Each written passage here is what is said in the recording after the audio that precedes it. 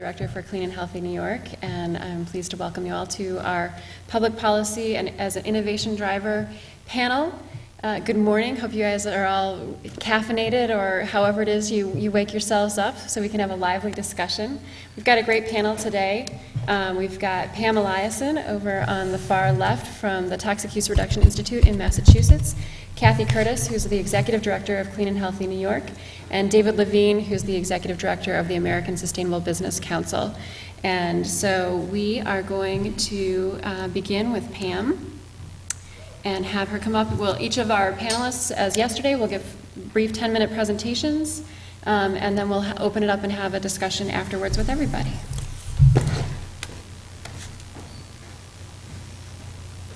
Okay, thanks, Bobby. I assume that's going to go up soon. And let there be lights. So my name is Pam Eliason. I'm with the Toxic Use Reduction Institute in Massachusetts. And I'm going to give you a brief overview of TURI. Can I see a show of hands? How many people are familiar with TURI, if I've even heard of TURI?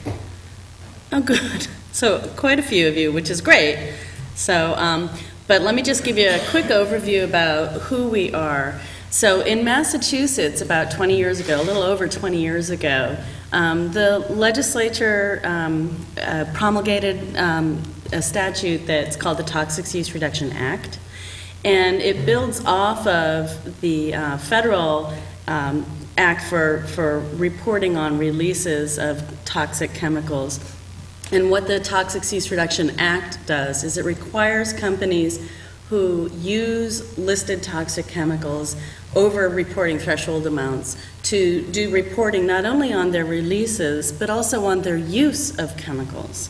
So over the past 20 years, we have 20 years worth of data on the use of chemicals in Massachusetts.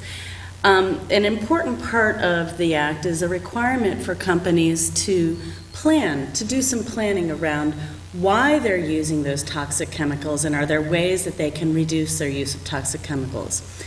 That's what they're required to do, to report and to plan, and to pay a fee. They are not required to implement any changes based on their planning activities. But what we found over the last 20 years is that as a result of doing this planning activity, companies find a whole bunch of opportunities that they may not have found otherwise, and have as a result really, had some great reductions in toxic chemical use. A key part of our legislation, of our act, is a requirement that these plans be certified by somebody who is a professional and has gotten professional certification through the program. They go through 40 hours of initial training, and they have to maintain continuing education credits that we provide. And so they're staying kind of up to date with what new technologies are available, new methods are available. These professionals are the people who are allowed to certify a plan, and a plan must be certified in order to be meeting the regulation. So as I said, we've seen some significant reductions in use and byproduct. These graphs here, which are a little bit low, but you'll see that they only go from 2000 to 2009. So, and they show continued use over the last, half of the program period. Over the entire course of the program's enactment, we've seen over 40% reduction in use and over 70% reduction in byproduct. Emissions, which include air emissions, just without any control, have been reduced by over 90% in Massachusetts. So by requiring companies to look at why they're using toxic chemicals and evaluate whether or not there are opportunities to reduce their use, they've found uses and they have reduced their use of toxic chemicals. And it's pretty significant.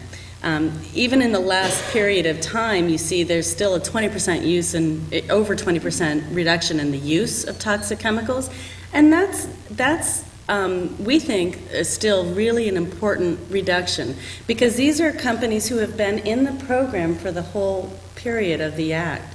So they've done all sort of the low-hanging fruit, right? But they're still finding opportunities, and so we see that as a real win.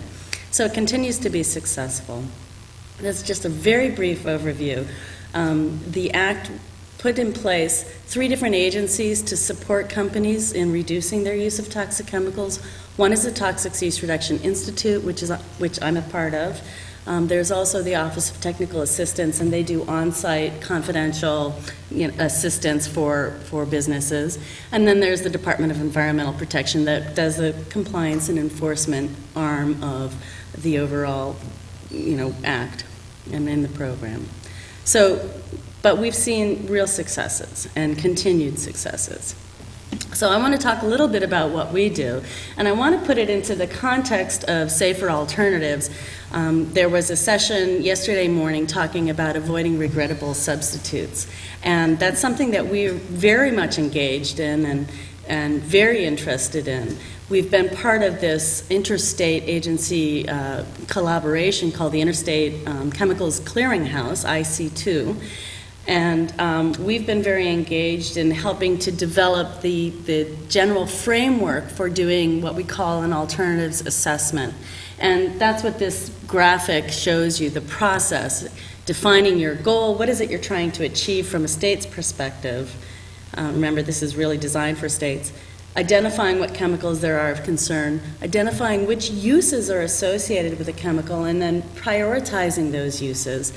And then going in and trying to identify potential alternatives for that chemical and that specific use. Doing assessments to get enough information so that you can compare not only the hazards associated with the chemicals, but also how well they achieve the technical and economic considerations associated with the use of a chemical. And then selecting an alternative. What I'm going to focus on for this session is really what Massachusetts is doing to help companies, to really promote the adoption of those safer alternatives. And this is something that we've really been engaged in for the past 20 years. So we do that by working not only with companies, but we also work with communities. We work with researchers, academic researchers, and we work with regulators. So I'm going to give you kind of a brief overview of how we do that. First and foremost, we work with companies. That's our primary mandate, is to assist companies in reducing their use of toxic chemicals. And so we have a number of different programs that we try to use to really promote the adoption of safer alternatives by companies in Massachusetts. We provide incentive grants, so if a company has a potential process modification that they would like to do, but they're finding it difficult to justify financially, we have some small amounts of money available for that. We also really try to get companies who have already had successes in reducing their use of toxic chemicals, demonstrate those successes to their peers to try to transfer that technology out. And that's something that we try to do quite a bit of. We provide training for the planners, as I mentioned, and we keep the companies up to date on what global policies they may be needing to be aware of and address in the future. One example is when the European Union was talking about doing restrictions on hazardous substances for electric and electronic products. We have an industry sector in Massachusetts on wire and cable. It's a very low profit margin sector that has very kind of tunnel vision. They just try to do their job and squeak by, and very concerned about the influence of Chinese manufacturers. I mean, they're just very focused on this. So they were not at all aware of what was happening in Europe, and they were not at all aware that it would be influencing how well they would be able to sell their products to their customers. So we were able to get them up to speed on what these potential policies were at that time, and how to address it and how to work with their OEMs to be able to continue to provide products that they would be able to sell on a global market. We also work to connect companies with researchers. So if industries are identifying a challenge, I have this toxic chemical, I would love to get rid of it, but I'm not quite sure how to do it, and I don't have the resources to really research and develop alternatives, we can connect them in with university researchers and try to promote that. And we provide support to those researchers. So I just want to give you a couple of examples. We had our 20th anniversary shindig last year. We did a big tour of 17 companies that have, over the course of the past 20 years, had some real successes. So I just want to give you a couple examples. Each of these companies employ between 400 and 600 people. So we think of those as fairly large companies in Massachusetts. Oh, I have 3 minutes. So this company manufactures components for integrated circuits, and they've reduced their toxics by over 60%. Chesterton manufactures seals, and they've been able to eliminate their chlorinated solvents. They've switched over to aqueous solvents, and they eliminated more than 12 tons. Cobham is a electronics manufacturer for aerospace and defense. They do microwave systems. They've reduced lead by 84%. Because they're on the military side, they're restricted in how well they can eliminate lead entirely. So, but they've done significant work, and they're also working to shift from hexavalent chromium to trivalent chromium. Gentex manufactures lenses, and they were able to really modify their entire process to reduce their solvents by more than 87%. All the way through this, companies are also seeing significant reductions in water and energy. So they're finding a lot of financial gain through going through this process. We work with communities too, and we've done projects in organic lawn care. We work with dry cleaners. We work with cleaners, house cleaners, to develop safer cleaning alternatives. Auto body shops, floor finishers, some of the community projects, just as a quick overview. And as I mentioned, we also work with researchers. So we provide grants to faculty to support students in really learning about this work and to address specific industry needs. So we connect them in with Massachusetts companies. And these are just some of the chemicals that they've been focusing on finding alternatives for recently. So you recognize all these chemicals. They're ones that we're all kind of concerned of. Working with agencies, we have a science advisory board that supports some of the decision making that Turi really leads. And it's a collaboration between a number of different agencies, not just environmental, but also legal, labor, public health. As an example, we recently designated perchloroethylene as a high hazard substance, which is great. It means that now companies that are using more than 1,000 pounds have to report on it. But what we found is that there's this concern about them switching to regrettable substitutes.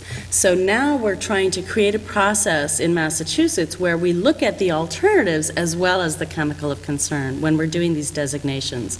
So we recently listed NPB as a hazardous substance so that now they can't just immediately switch over to NPB. And we're looking at the volatile methylsiloxanes as well, when we think that there's at least one siloxane that is a common substitute for perk and dry cleaning that probably will be listed. But we also want to try to look at a way to go beyond the chemical-to-chemical approach, and it's very challenging. So I'm not going to get into that, but would love to talk with folks more. So this is our website. This is just one page of our website, and it gives a good overview of the policy work that we do. And so it's a great resource, and I encourage you all to look at it, turi.org. And that's it. I did it.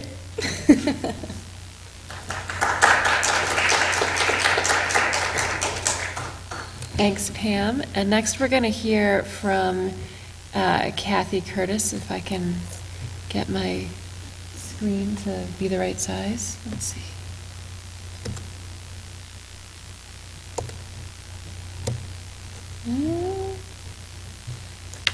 Just 1 minute.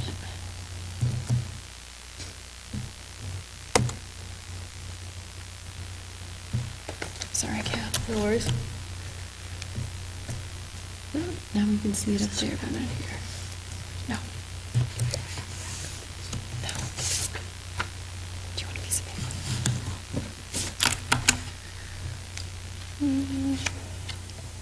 There we go.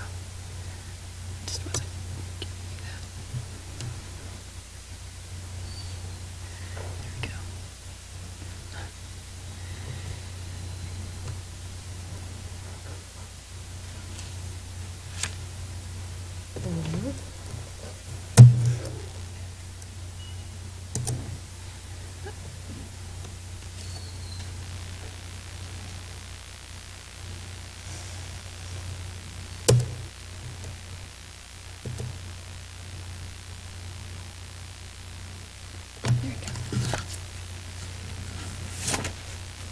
Thank you, Bobby. Good morning, everybody. I'm Kathy Curtis, the Executive Director of Clean and Healthy New York. And before I forget, I'm actually going to, there should be an additional slide in this presentation. And as is typical with me, I tend to work on my presentations right up until the very last second.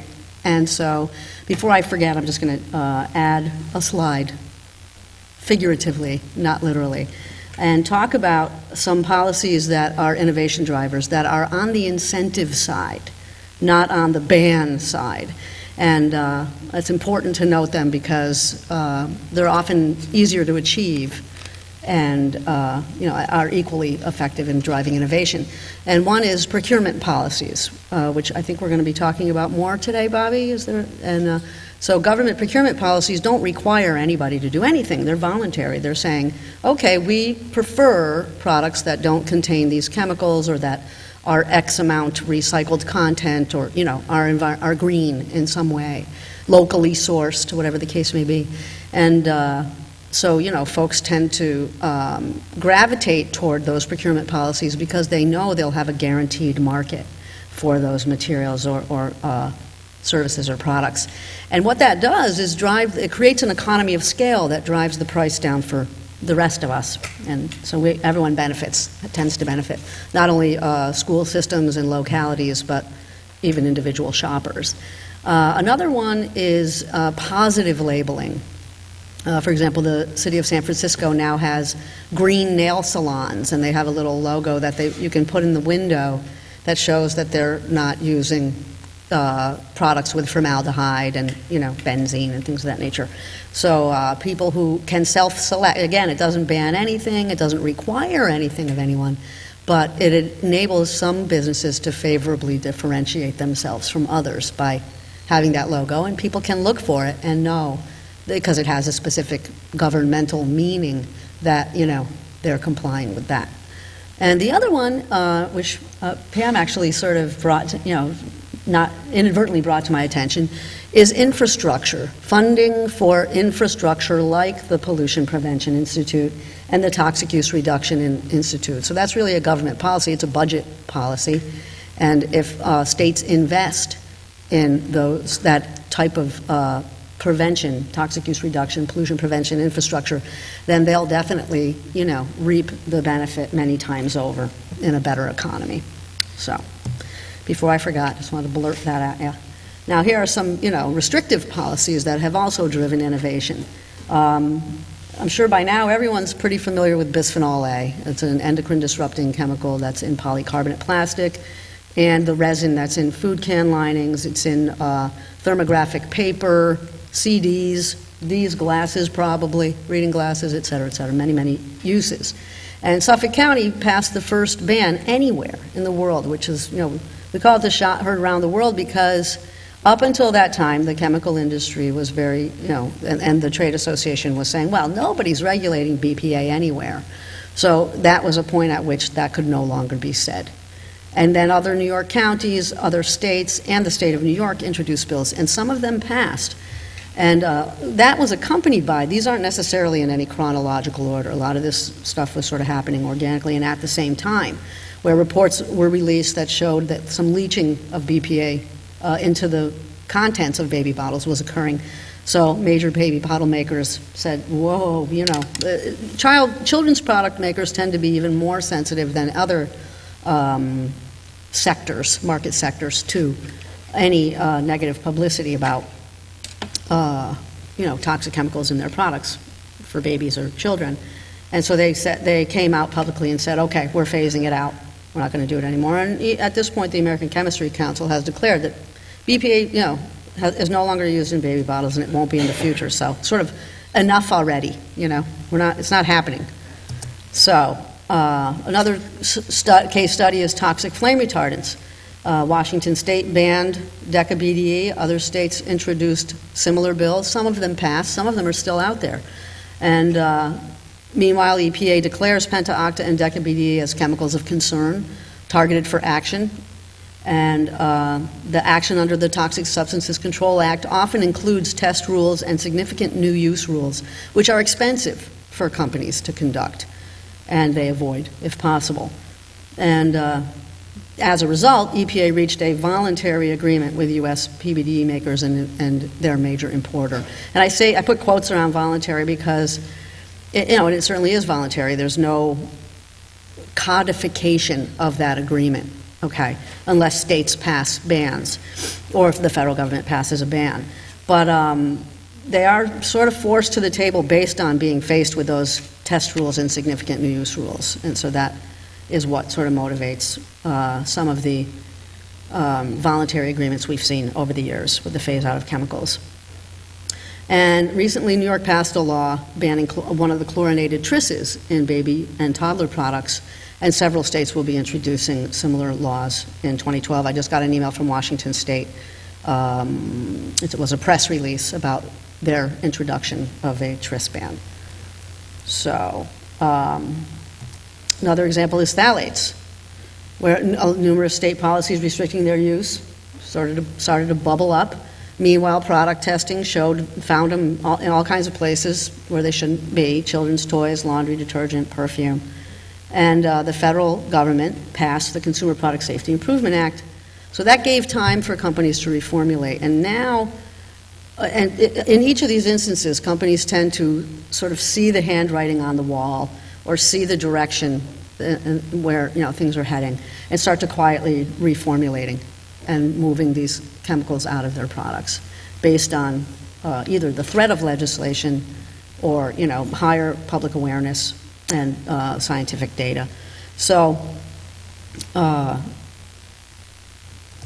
since then, those are some single chemical or chemical class examples, and now what we're seeing is more infrastructure style legislation, such as Minnesota passing a law that created a list of high hazard chemicals, which sort of sends a signal to the marketplace that these chemicals have been dinged. They may, there may be a lot more awareness and studies and, legislation pending as a result, and therefore we should start to consider use that list to our benefit as a tool when we think about our formulations. And Maine and Washington have passed laws that have not only created the high hazard and priority chemical lists, but that also require disclosure by children's product makers. And that disclosure is imminent. It'll be happening, it's due very soon, like January 1st. So everyone will benefit from that disclosure and get that information and be able to leverage it. And New York is also beginning to implement law from the 1970s, the Household Cleaning Product Ingredient Disclosure Law, which is also that's the only one of its kind in the country. And so that will also provide us with a lot of good information about what's in the everyday products that people use in their homes to clean every day. And there's several pending laws, again, that aren't passed yet but still show momentum. New York State, for example, has a Child Safe Products Act that does this. It creates a high hazard list and priority lists, and then will require disclosure of those chemicals' use by product makers for children, that make products for children. So, conclusion, it's really about momentum. It's not any one of those things. It's public policy advancement, scientific reports, emerging business leaders, that can show, with emerging business leaders, you can really demonstrate doability. For example, there was a recent product sampling study that came out of Duke University that tested the foam, similar to the foam you're sitting on in your chairs right now, but in baby products like nursing pillows and high chairs and strollers and car seats and changing pads, etc., for these toxic or untested flame retardants. And they were found in 80% of the foam chunks that were tested. But the good news is they were not found in 20% of them. So it shows that it is possible, this is just one example, but it is possible to make these products without the toxic chemical components. So those emerging business leaders are helpful, and just consumer knowledge and demand. I mean, nobody ever heard of bisphenol A 10 years ago. And now there's a really high level of awareness about it. Same thing with phthalates and the PBD flame retardants. And of course, everyone knows about lead and mercury and those dangers that people have been aware of for many years. So even the threat of public policy passage can, as Pam noted, it causes the smart companies to want to be ahead of the curve and not just be caught unawares when the law, passes or goes into effect. And those agile companies can, see the handwriting on the wall and reformulate to avoid disclosure, and which they really, even if it's just disclosure and there's no ban, companies really do not want to be associated with the use of a toxic chemical publicly, and so they will, use that time. There's often it goes into effect in 2013, and there's often a time at which they have 18 months to reformulate, or 3 years, or whatever it is. So, stay in touch. Contact me. We'll have some resources too for folks to find out more about local, state, and federal policy advancement and how that fosters innovation. So, thank you.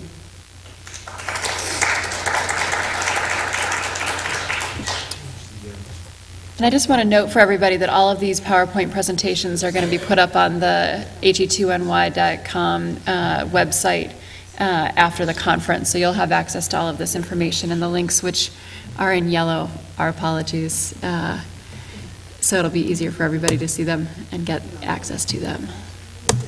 Next, we're going to hear from David Levine from the American Sustainable Business Council. It'll come up in just a second. Okay, playing to the big auditorium here. Okay. The piece that I wanted to share today is to try and step back and understand that when we created the council, it was really to provide sort of the business perspective, the business case for why to drive towards a more sustainable economy. I was talking a bit about that larger frame yesterday, and what is clear is that this is where policies really, get debated, is whether or not they're going to make good economic sense, and, what's their impact on the economy, how are these going to hurt businesses or help businesses, how are they going to help create jobs or not help create jobs, and clearly that's going to be the discussion over the next bit of time, particularly at the national level. That's going to be the national debate, and, in general, what we see is that whether it's around chemical policy, or climate and energy, or financial reform, there's a whole pushback against regulations in general. These are just a range of the policy areas that we're working on, because we see those as really tied to each other and really important within the context of why do we need policies to begin with? What's the role that they actually play in determining how we move forward as an economy and as a society? And so for us, it is how do you enter this conversation with business voices? And when we show up as business voices, Kathy talked about the innovative companies that are out there, and what we're saying is that there are more and more businesses that can be utilized to articulate the importance of whichever policies that you're working on. So whether it's the incentive-based policies that she's talking about, up here I have, this crowdfunding, which is a new piece that we're working on to try and create the opportunities to fund small and local businesses. So to remove it from the Wall Street frame and put it back into the local communities. Why? Because you're more likely to see Main Street businesses reinvesting back in their community, keeping the money local. Yes, the study shows, right, 3 times the amount of money normally stays in the community when it's a local business versus a big box store, for instance. Why also? Why those local businesses normally you can hold as more accountable, because they're the neighbors. They're the ones who are living, working, owning their businesses within the same communities in which the consumers are purchasing. That has greater leverages.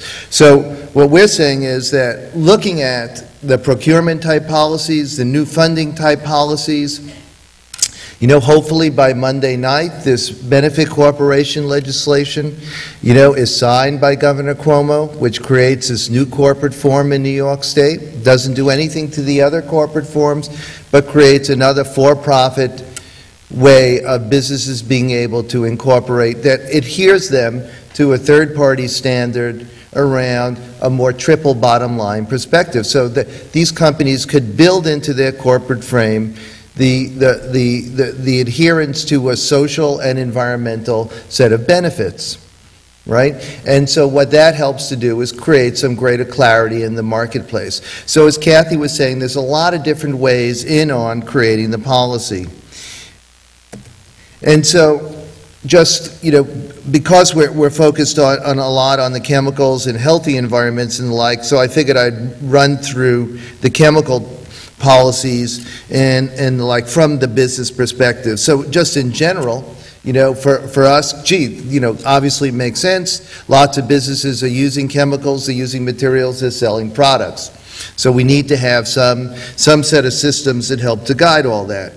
And what we understand is that businesses, not unlike consumers, are not getting the information they need. So without that information, how are they possibly going to be able to plan efficiently and effectively? And three is that when written well, the policies can be the drivers for innovation, which then help to create our opportunities to compete in the worldwide markets. And what we see is, of course, there's the opportunity to meet consumer demand. As numerous studies are showing, people would like to buy greener and safer products. They're driven to that particularly because of health reasons, and therefore there's the opportunity to businesses to step up. So, when we were at a hearing yesterday, the other day with the New York State Assembly, they're saying one of the biggest problems that they're confronting is greenwashing. So if you're going to drive these policies, without clear definitions out there in the marketplace, then what we see is more and more companies are stepping up to say they have green products. Why? Because they see that consumers want it. But without policies in place, there's no way of determining what is what for the consumers, for the businesses that are well-intentioned. And so what we see is there are no chemical policies on the national level that are helping to guide this, and so therefore it means that it's important for us to look at what we could do at the state and local levels as well. So in general, the way that we understand it is, well, what's the business case around this? Yes, it's good to say there's environmental and social and health benefits, but if we're going to really stand up there as businesses, what are the criteria, what are the arguments that we can actually make? And what we say in part is that, with good chemical policy, it actually helps to level the playing field. And what we mean by this is that the companies that are out there trying to do the right thing, are an unfair advantage because the companies that are not paying the cost for those external conditions that they're creating, right? The dumping of hazardous waste and so on. We also say that a clear, transparent policy would help to create trust amongst the consumers, right? But also the employees, communities, and investors. And as I was speaking about yesterday, there's a lot of money out there looking to invest in the right sorts of businesses, but how are they going to each be able to determine that? Clearly the policies would be, with clear and strong policies, we think that that's great opportunities for states to step ahead of other states or step ahead in the global markets, because this is the opportunity that investors are looking for, because they know that the companies that are actually doing the right thing won't be exposed to the kind of lawsuits or other types of cleanups later on down the line, and therefore there's a greater market there, good investments to be able to make. So the other piece is that there are those costs that are associated with dealing with hazardous chemicals and the like. So whether they're managing it within their firms, right? So the conditions that they have to create within their factories, that basically protect their workers to the extent that they do that. that's a burden of cost. Being able to dispose of these properly, if they're not just dumping them down in the river, down the street, right? Those are costs associated with this.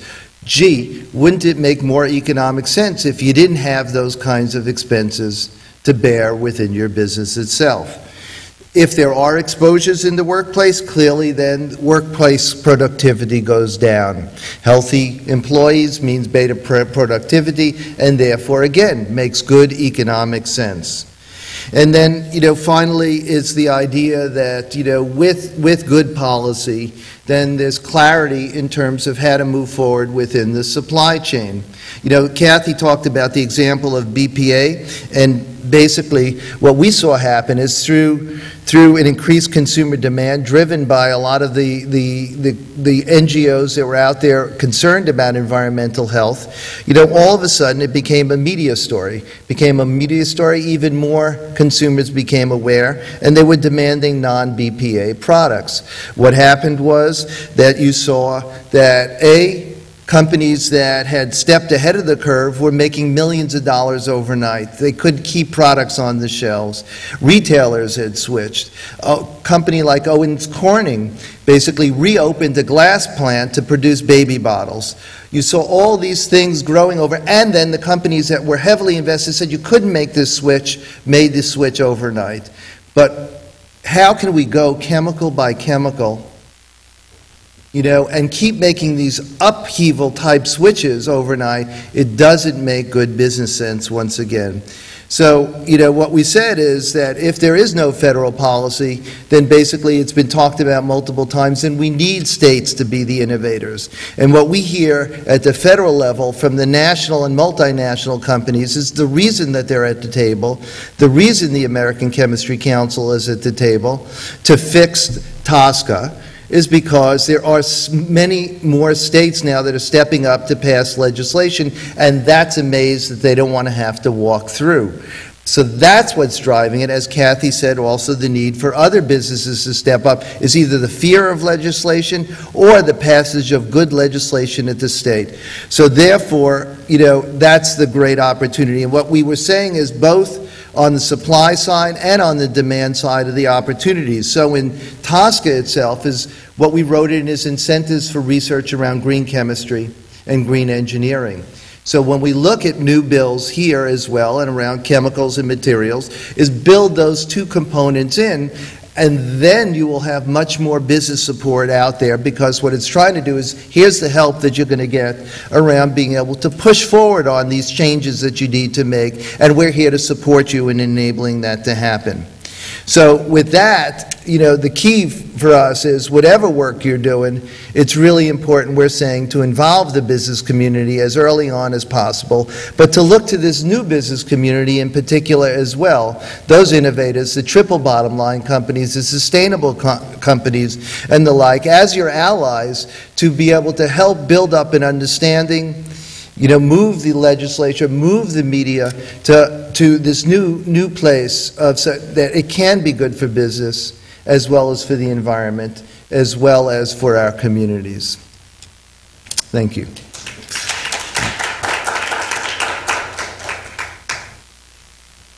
All right, so now we're going to go into questions for the panelists. Folks in the tech group, how do I turn this on? Is it off on the bottom, Bobby? What? It is. Is it off on? I didn't see it changing.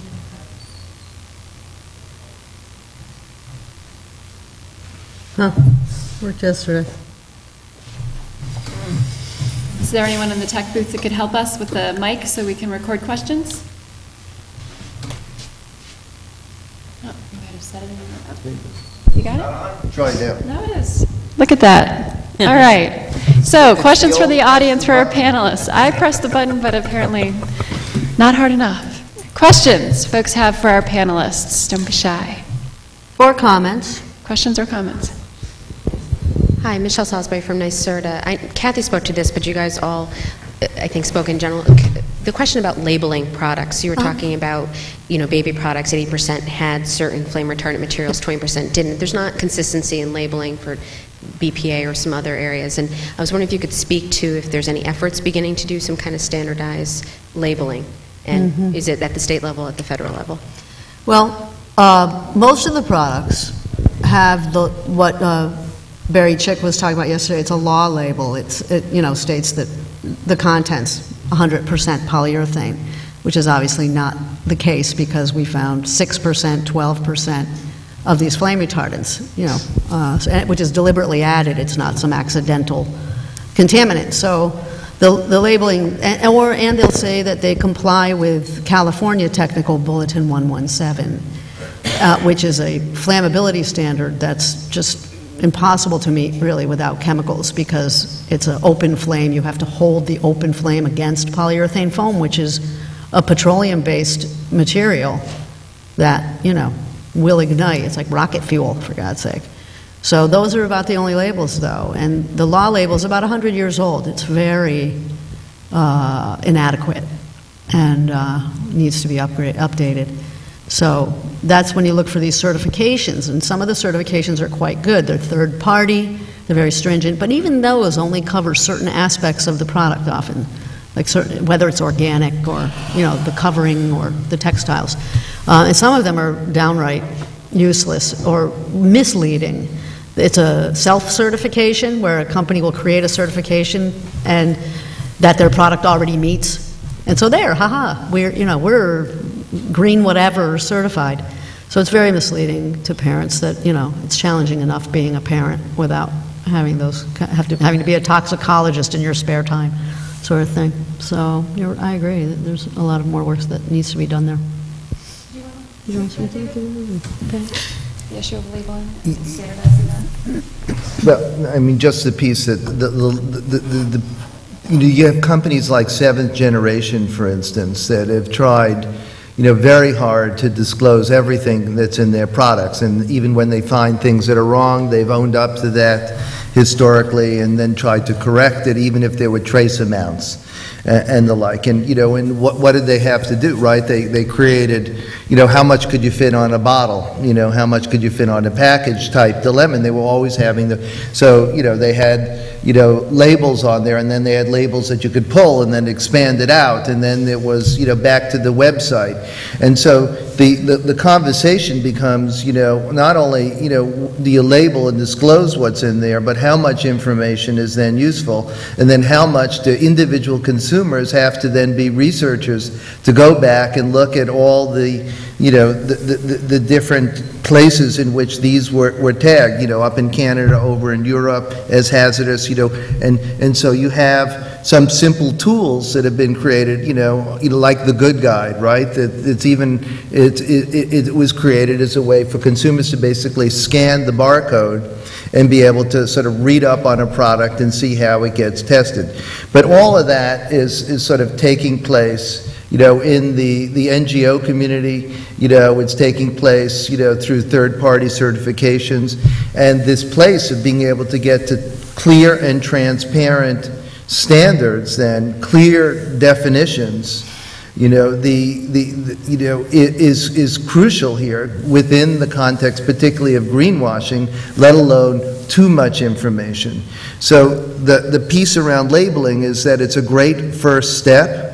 But if it's not really tied to removing hazardous chemicals that are known hazards, then we have a problem, because it'll just be a wash of either false information that gets tied to it, or false research, or too much information and the like. So there needs to be this continuum where we're actually moving to remove those things that we know are problematic and not ask the consumers to be the scientists.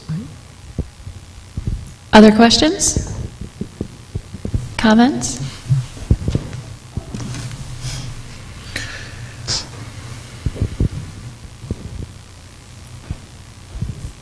John Vanna, New York DEC. Questions for Pam. You talked a little bit about moving away from like the chemical by chemical listing. Can you first talk about what Mass currently does with listing chemicals, how that's done, and then I'd be interested in what you're contemplating going forward for moving beyond the chemical by chemical approach. Sure. So what we have is a process where companies can petition to have a chemical listed or delisted, or organizations or NGOs can petition for a listing or delisting. And frankly, Turi takes that upon ourselves as well.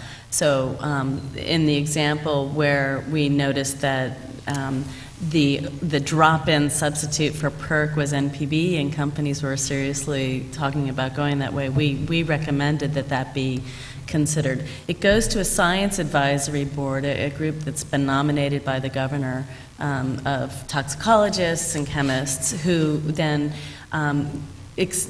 really look at the data that Turi goes through and gathers around the chemicals, and then they make a recommendation that then goes to an advisory committee to consider, and on to an administrative council of leaders of the different regulatory agencies, and then it can get listed. So it's a process, and there's a lot of public review involved in it, but we're kind of streamlining that, and it moves forward fairly quickly. So NPB got listed fairly easily because the science showing that it was a concern was really there. So this chemical by chemical approach is even so, it is slow. And there are a lot of chemicals of concern out there. So right now we're looking at the possibility of listing a category of chemicals, so halogenated hydrocarbons with 4 or fewer carbon atoms. Sounds great, right? It'll catch things like TCE and PERC, and these are already listed, but other chemicals that might be a tweak on an existing chemical that would have similar characteristics and similar concerns associated with them. So looking at identifying categories of chemicals that might allow us to avoid what has been happening, which is chemical manufacturers tweaking their formulations. But it's really a challenge because while there's an understanding that there may be similar hazard characteristics associated with them, getting clear information on what the specific hazards are is very difficult. And from our process point, it's just very challenging. So we're working on it. But I think that that's a conversation that actually we should have with the people who are more involved in that at Turi, who really have been trying to deal with those challenges. Did I answer your question? Do you have a follow-up? Okay. Did Kathy or David have any comment on that quickly, so we can, in terms of addressing beyond chemical by chemical? Well, the states of Washington and Maine, which I'm sure Massachusetts works with, as well as New York and other states through the Interstate Chemicals Clearinghouse, have created, their high hazard lists, and then made a smaller priority list based on the chemicals used in products for children. That's just one. I mean, it's a very large product sector, but it is just one product sector. Yeah, but unfortunately, it's still the chemical. It's still like a specific chemical kind of focused, And the thing that we're trying to address is how do we avoid having manufacturers of chemicals tweak their chemicals so that it's now not a listed chemical. Right, and what compounds that is formulations like Firemaster 550 or flame proof, that it's a proprietary, right? And so, but that, like halogens, for example, that would be a class of chemicals, and you could assume that TCEP is very similar to TDCPP, or PB, Penta is similar to Octa, in class. So that's a good approach to look at it from a class. But very challenging. Yeah. Other questions, comments? Thoughts about what we could be doing in New York? One of the things I wanted you guys to talk about a little bit is about what are the implications for New York State? What should New York be doing? What kind of lessons can be learned from what's going on elsewhere? So I'm not as familiar with New York and what New York should be doing, so I'll let you guys answer that specifically. But one of the things that I think has really been a big part of Massachusetts' success is the development of this group of professionals who are trained in how to evaluate their use of toxic chemicals and the opportunities that are available. And having a class of professionals certified by the state to do this work allows us to have more confidence in the results and allows us to kind of step back and let companies innovate in the way that works well for their specific case. So I think that creating these trained professional organizations or groups of people has been really helpful, and it's something that I'd love to see other states consider. And we're able to do it because we have the fee structure to back us up. I know it's been a bit of a challenge for California. They have a green panel, and when you do a sort of a consensus-based process where there are differences of opinion about how to move forward, that can be a real delaying and deferring factor. So, it, probably works differently depending on what the constituency is of that panel of experts, or what certifications they would need to participate, who appoints them. There's a certain amount of politics involved with all of these decisions. It's not just science-based, it's somewhat politically driven as well. So what can New York do? What should New York be doing? New York has a decent amount of infrastructure in place, the Pollution Prevention Institute, the Interstate Chemicals Clearinghouse. They need to expand that infrastructure and adopt, sort of get with the program of where we see 21st century chemicals policy going, which is more hazard-based, alternatives-based, and start to be gathering and sharing information as part of that family of state agencies in the HE2.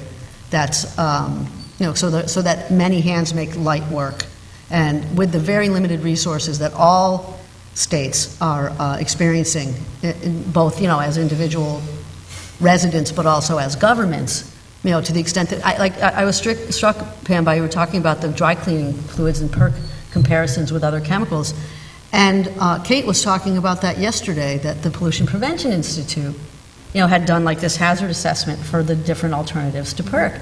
And I thought, wow, sharesy daresy, and then you get there faster. So that's something that we should be doing more of, is taking advantage of the communications technology that we have been. Yeah, I bet, for sure.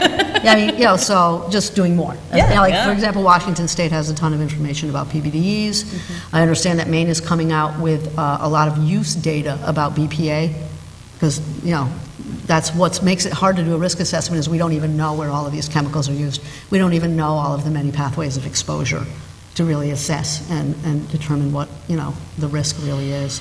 So, and that's what NGOs are doing, is sharing resources and collaborating and leveraging one another.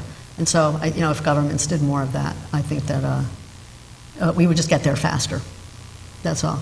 Say, okay, you go this way, you go that way. I'll take this class, you take that class. You find that you do hazards, we'll do use. And that where they're used, and then we just get there faster. So, if I had to pick one thing, that would be it.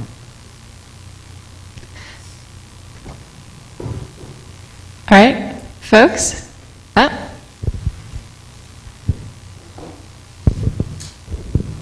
I'm Lisa Kwong, and I'm with the Attorney General's Office. Mr. Levine, you spoke earlier about the B Corporation. I confess I don't really know too much about it. Could you tell us a little bit more about that proposal?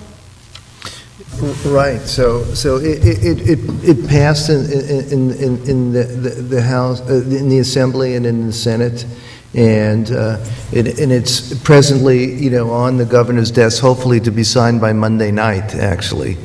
What this, it's passed now in about 7 states, and California was the last one to pass. It's passed in Maryland and Vermont, and a number of others. And basically what it was in response to was that, if you go back and look at the companies like Ben & Jerry's that ended up being sold, basically to meet the shareholders' need for greater profit, right? Because that was the only criteria that's built into the corporate papers, right, is to meet the needs of the shareholders by maximizing profit. And what this is doing is actually building into that frame the need to sort of meet social and environmental criteria as well. And then, here, it would be a matter of then getting that certified by a third party so that you couldn't self-determine all of that. So, definitely a role for the Attorney General's office in all of this. And, and so it was an attempt to try and also deal with the idea of not just a product being green or sustainable, but what's the company doing themselves? So what we see is big companies, or lots of companies that have a green line and a toxic line, for instance. This is trying to actually look at creating some clarity in the marketplace. There's no preferential treatment built into it. They still pay the same taxes, right? They have no other benefits provided to them as benefit corporations at the moment. But what that does is perhaps create some understanding in the public. Oh, that's a benefit corporation. I understand they're meeting these third-party criteria. I understand. So it's all being vetted for me. That makes it a lot easier. So that label alone, we understand then if it's backed up by third party and you have to provide, some reporting around it. So like you have to report back to your shareholders how you've done financially, right? You have to, show them the books. Here you would also have to produce a report on how you've met the social and environmental criteria as well each year. So in your corporate reporting, you would provide that information and therefore creating a transparency around how well you've done in sort of meeting those. So at the shareholders meeting, you could hold the officers accountable to meeting these social and environmental criteria as well. So that's a bit of a frame. Is that helpful? Yeah? And I could get you the actual legislation and the like as well. Well, hopefully it'll be signed in by tomorrow, so you can see it there too. And we've got time for one brief last question.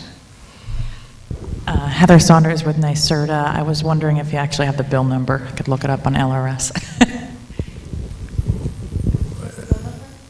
From the Assembly or Senate? Oh, gosh, no. I can look it up. Not in front of me right now, but After we close, I can look it up on my Android. but it's the benefit corporation. All right. So we've got just 1 minute left. Does anybody want to make one last wrap-up statement about public policy as innovation driver? I would just like to just remind us all that industry really can and does innovate, and so creating policies that encourage them and support them to innovate can be very effective. And so getting industry to the table and talking about what our concerns are and getting their buy-in to how to move forward, they can and do innovate, and unfortunately sometimes it really takes regulation to make it happen. Yeah, I second that. Regulation drives innovation. I was just at a legislative hearing on Monday with others, and on the child, getting toxic chemicals out of children's products, and there were various trade associations there saying, well, we comply with all the laws. We're already doing it, sort of thing. There already are these laws, and we're already complying with them. And one of the assembly members asked, well, if we pass this law, would you comply with it? Well, yeah, we're against it, but we would comply with it because we would have to. So it just shows that as you move the bar, they move with you, and so.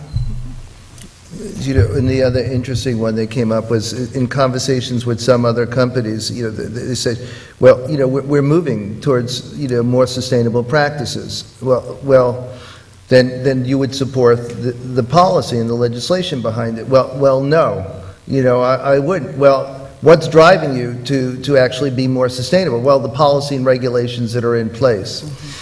So what they're saying is they're moving down the pathway, but it's driven by the policy and regulations, right? And luckily, there are more and more companies that are moving way beyond that. So they're setting the bar, they're proving it's possible, and it's those voices that we need to bring more to the forefront to help make the case for why we could actually drive this, and how policies could actually move the marketplace much quicker. Yeah. Great. Thanks, everybody, for coming, and thank you so much to our panel for a really robust discussion about this.